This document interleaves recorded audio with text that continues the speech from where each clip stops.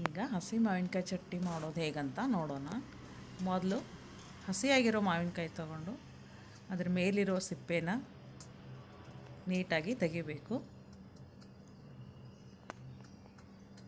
ಮುಂದಿನ ಬರಬೇಕು. ಅದಾದ ನಂತರ ಚಿಕ್ಕ ಚಿಕ್ಕ ಹೋಳುಗಳನ್ನಾಗಿ ಕತ್ತರಿಸ್ಕೋಬೇಕು. ಒಳಗಿರೋ ಗೊರಟನ ತೆಗಿಬೇಕು.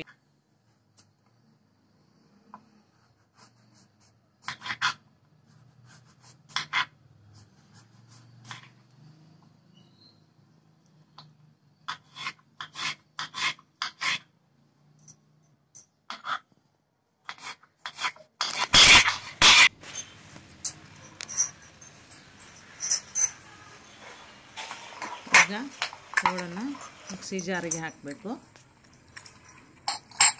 ಅದರ ಜೊತೆಗೆ ಕೊತ್ತಂಬರಿ ಸೊಪ್ಪು, ರುಚಿಗೆ ಉಪ್ಪು,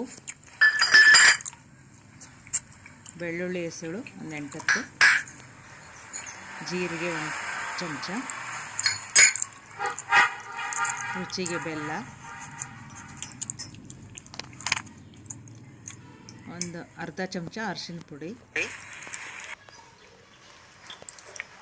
2 ಚಮಚ ಅಚ್ಕಾರದ ಪುಡಿ,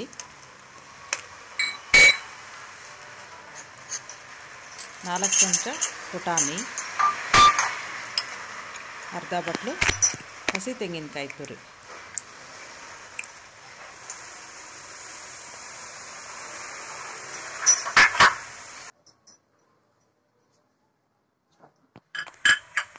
ಎಲ್ಲನೂ ಸೇರಿಸಿ ಮಿಕ್ಸಿನಲ್ಲಿ ಸಣ್ಣಗೆ ರುಬ್ಕೊಂಡು ತಗೋಬೇಕು.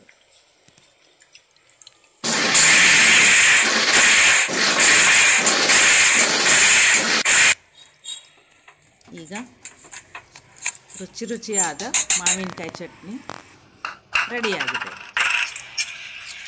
ಈಗ ಈ ಚಟ್ನಿನ ರೊಟ್ಟಿ ಜೊತೆ, ಚಪಾತಿ ಜೊತೆ, ಅನ್ನದ ಜೊತೆ ಹಾಗೂ ದೋಸೆ ಜೊತೆ ತಿಂದರೂ ತುಂಬ ಚೆನ್ನಾಗಿರುತ್ತೆ.